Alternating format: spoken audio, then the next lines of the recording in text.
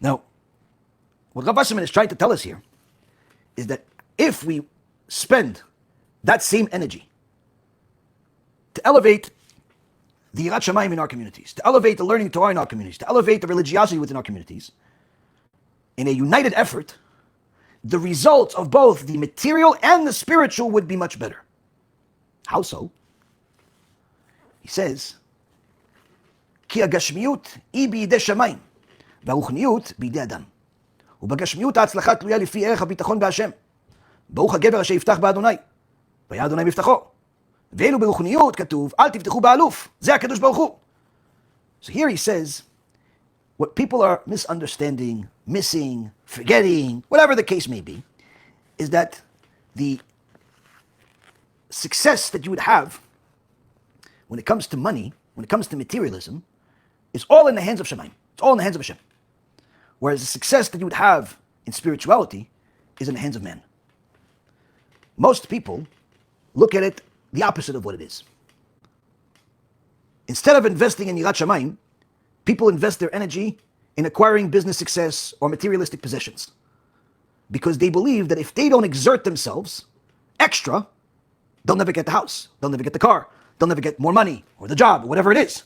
But don't you realize that the Torah itself says, Akol midei shamayim chutz mirat shamayim, everything is from heaven, except the fear of heaven, which literally means all of your financial success, all of your social success, as far as what position you have, what job you will have, all of those things are all in the hands of Hashem. It has nothing to do with you. Your material success is 100% in the hands of Hashem.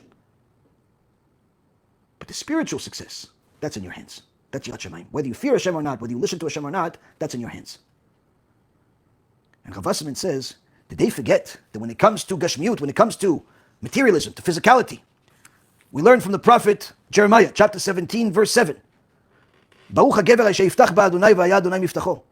is the man who trusts in Hashem, and then Hashem will be his security.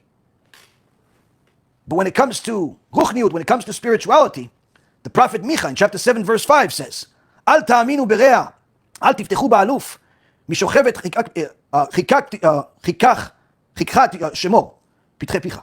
So don't trust a friend. Don't rely on an official. Guard your doorway to your mouth from the one who lies in your bosom. Here, we have two opposing things. Rav Wasserman brings both of them.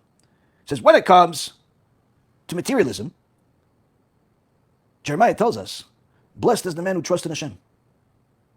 If you trust in Hashem that He's going to provide you with anything that you need, that in itself is a reason for Hashem to provide you.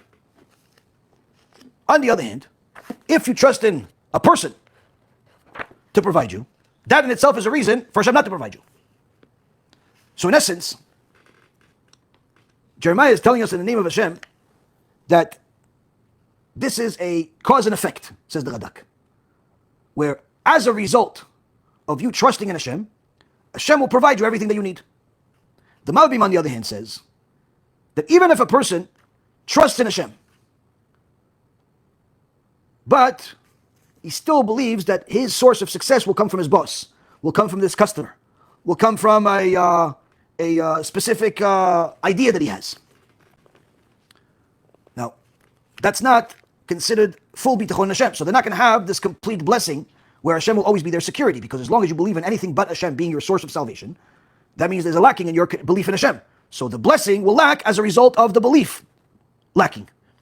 Now, you won't be cursed because you still believe in Hashem and that He's the one that's going to provide you, but because you, in essence, assume that Hashem is limited to how He can provide you your sustenance, your material success, your position, or whatever it is that you're looking for materially, because you limited Hashem, you lost a big part of the blessing.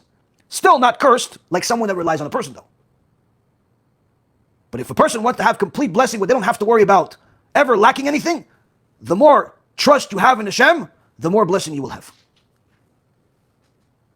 When people ask me, how do you survive? I say, Hashem provides. Okay, but how does that happen? I said, Hashem sends me money. What do you mean how?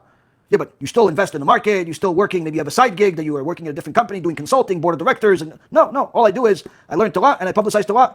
That's what I do. Okay, but how do you live? I said, Hashem provides. Well, how does the organization live? Hashem provides. Well, do you call people to donate money every month? Never called a single person to donate money.